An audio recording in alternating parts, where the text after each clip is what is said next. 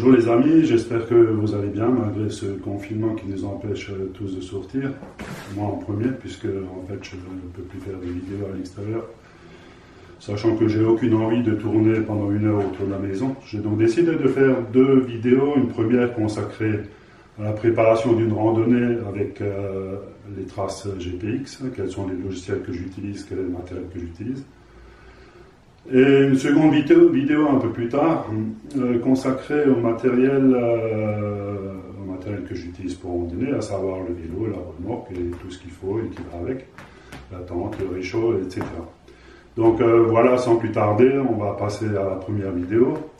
Le matériel que j'utilise pour naviguer, c'est un GPS Garmin Edge 30.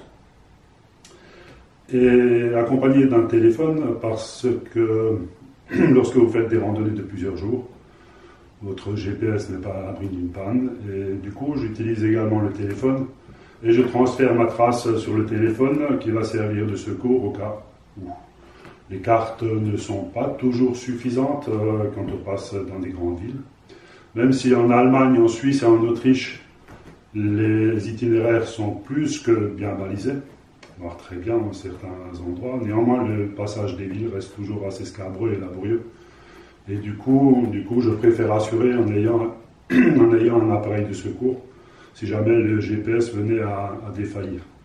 Voilà, donc sans plus tarder, on va passer sur le PC. Je vais vous montrer les applications que j'utilise. Elles sont au nombre de 2, voire 3 quand je suis en Suisse.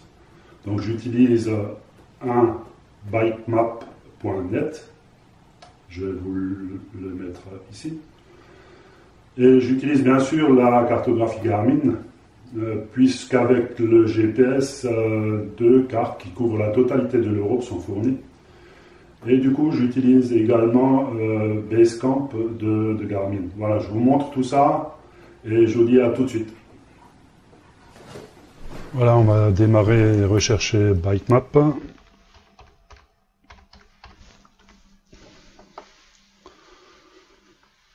Donc on y est, bikemap.net, et quand le logiciel va démarrer, il va prendre immédiatement mon compte, puisqu'on va retrouver un certain nombre de choses sur cet écran, à savoir toute la partie qui me concerne, avec mes routes, mes collections de routes, etc., les différents paramètres de réglage, une partie pour la création de nouvelles routes, une partie également concernant le téléchargement des traces GPX, on reviendra dessus plus tard. Et on va cliquer dans un premier temps sur la partie région, puisque celle-ci va nous permettre de télécharger des traces préexistantes qui ont été chargées par d'autres personnes. Et vous voyez que si je vais en France, j'ai plusieurs régions qui peuvent m'intéresser, des routes les plus populaires, les routes qui sont plates, les montagneuses, des longs tours, etc. On va cliquer sur long tour pour voir ce que ça donne. Je clique sur long tour. J'ai à ma droite une carte qui s'affiche et à ma gauche un certain nombre de tours qui sont déjà en place. Donc allons voir ce qui se passe du côté de ma région, du côté de Thann en Alsace.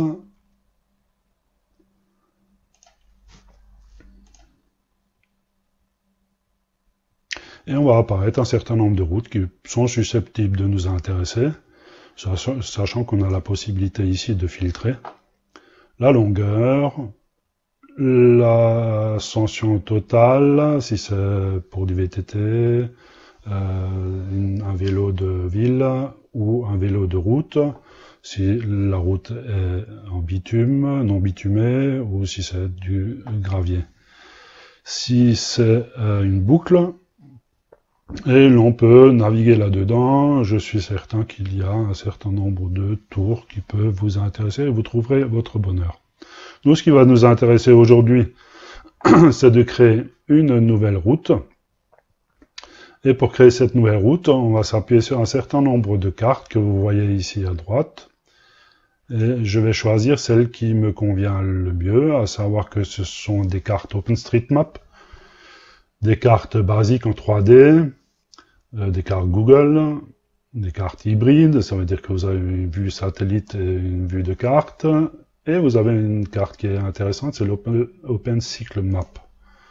Pourquoi elle est intéressante? Tout simplement parce que toutes les pistes cyclables y figurent déjà, et il vous suffit, si on l'ouvre en plein écran, il vous suffit de voir que toutes les pistes, qu'elles soient en France, en Allemagne, en Suisse ou dans toute partie de l'Europe, figurent déjà sur la carte. C'est intéressant si vous ne voulez pas vous embêter à faire un tour dont vous ne connaissez pas la région. Et c'est surtout très intéressant pour se promener ou pour faire une randonnée sur des routes à l'écart de la grande circulation ou sur des routes comme l'Eurovélo 5 qui a une route internationale et qui va jusqu'en Norvège, il me semble, ou au minimum jusqu'à l'embouchure du Rhin. Bref, voilà, on va refermer cet écran et on va créer une nouvelle route. Avant de passer à la création d'une route, je voulais tout simplement vous dire que si vous voulez profiter de toutes les fonctionnalités de BikeMap, il va falloir créer un compte. Et bien sûr, le logiciel est également payant. C'est infime puisqu'il s'agit d'une trentaine d'euros par an et vu toutes les fonctionnalités, je pense franchement que ça vaut largement les 30 euros.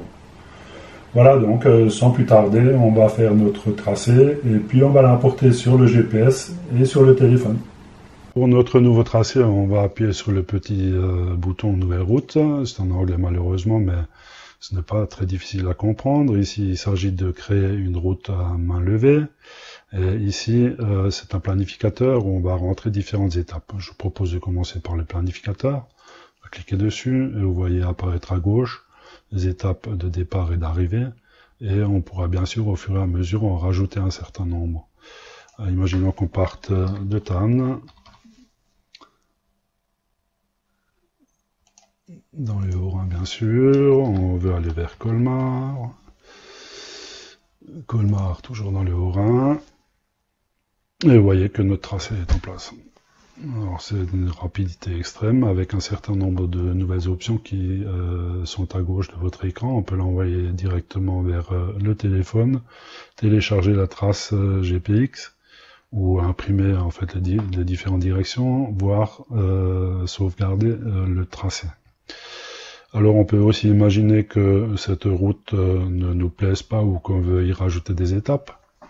Si on a besoin de modifier, par exemple, un trajet, vous voyez quand je place la souris sur le tracé, il y a un petit point noir qui apparaît, il suffit de le prendre et de le tirer là où on souhaite, et la route va se remettre en place.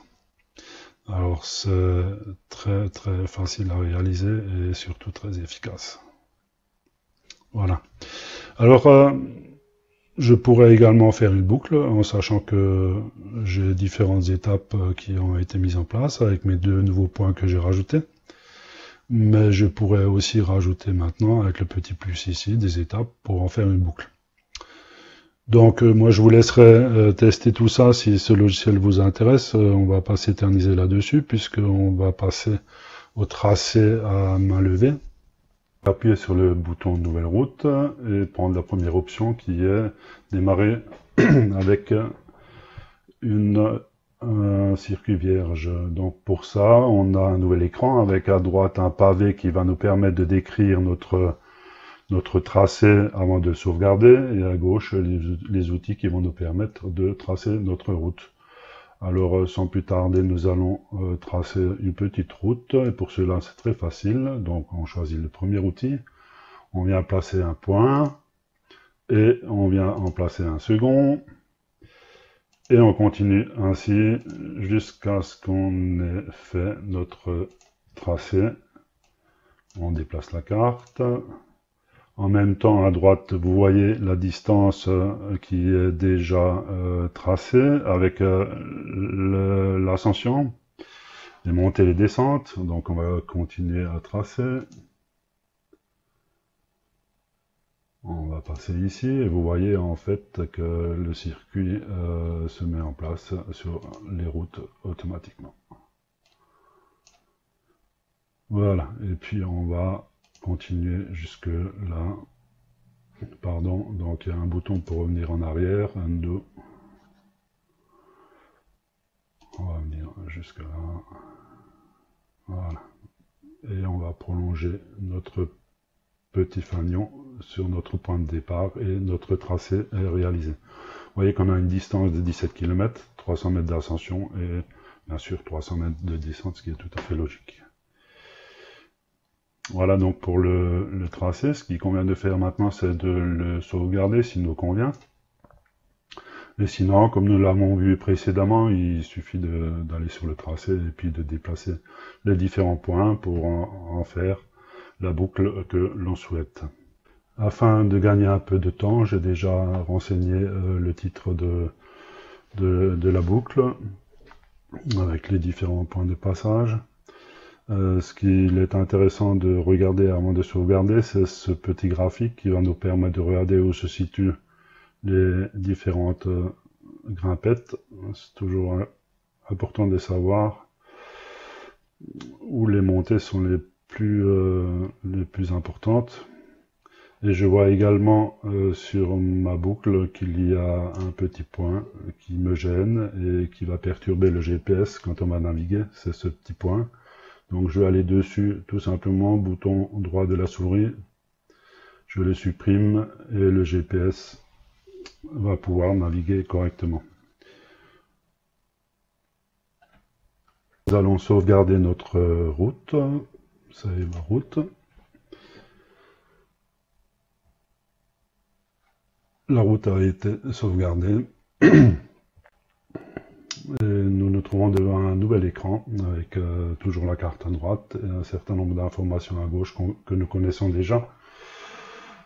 Toujours ce fameux relief qui nous permet de regarder où se situent les fameuses grimpettes et un certain nombre d'outils qui nous permettent de revenir en arrière et d'éditer à nouveau notre circuit et de le réenregistrer par exemple. On peut aussi rajouter cette route dans mes collections. Je ne vais pas le faire parce que ça ne présente pas d'intérêt. Toujours est-il que maintenant, notre route est enregistrée sur les serveurs de BikeMap et est accessible à partir de notre téléphone. C'est ce qu'on va voir dans quelques instants. Donc nous sommes sur notre téléphone. Il a fallu charger d'abord l'application BikeMap, bien sûr. On va l'ouvrir. Et vous voyez qu'ici, j'ai sur le bas de mon écran un certain nombre d'options qui sont le profil et surtout mes circuits. On va appuyer dessus, on va regarder les circuits planifiés et on voit ici la boucle TAN, tuto BikeMap. On va appuyer dessus, elle est téléchargée et à partir de là, sans rentrer dans les détails, il vous suffit d'appuyer sur le bouton naviguer. Ça met un peu de temps à s'ouvrir. Est-ce que vous voulez aller au début de l'itinéraire? Oui. Et à partir de là, la navigation est partie en vocal, bien sûr. Voilà pour ce transfert. Donc, on peut commencer à naviguer avec le téléphone. Maintenant, à télécharger la trace GPX pour l'envoyer sur notre GPS. Donc on va cliquer sur GPX, vous voyez en bas le fichier qui se charge, on va l'ouvrir et il va passer directement sur Basecamp que je vais rapatrier ici afin que l'on puisse voir la boucle et je vais retrouver mon tuto, ma boucle ici, je vais faire un double clic et on la voit apparaître sur Basecamp. Donc on va pas faire de tuto sur Basecamp ni de grandes explications. On va tout simplement prendre cette boucle et l'envoyer sur le périphérique. On va envoyer la sélection à l'appareil sur mon Edge. Et c'est parti. Ma trace a été envoyée sur le GPS, il suffit de vérifier si elle est bien en place. C'est ce qu'on va faire maintenant. Mon GPS est en marche. On va appuyer sur navigation, sur les parcours enregistrés. On va retrouver un certain nombre de boucles, dont tuto, bitmap. On va l'ouvrir et on voit que ma boucle est téléchargée en bleu sur l'appareil. Il suffit de cliquer sur aller. Et on va accéder au début du parcours. Voilà, tout est en place. Donc, il n'y a plus qu'à monter le GPS sur le vélo et de commencer notre randonnée. Cette vidéo est maintenant terminée, j'espère qu'elle vous a plu. Il n'est pas question ici de faire de la publicité pour une application ou pour du matériel GPS. Je voulais juste vous montrer comment je prépare une sortie avec des traces GPX. Voilà, si cette vidéo vous a plu, laissez-moi vos commentaires, abonnez-vous et peut-être un petit pouce vers le haut. Et ciao!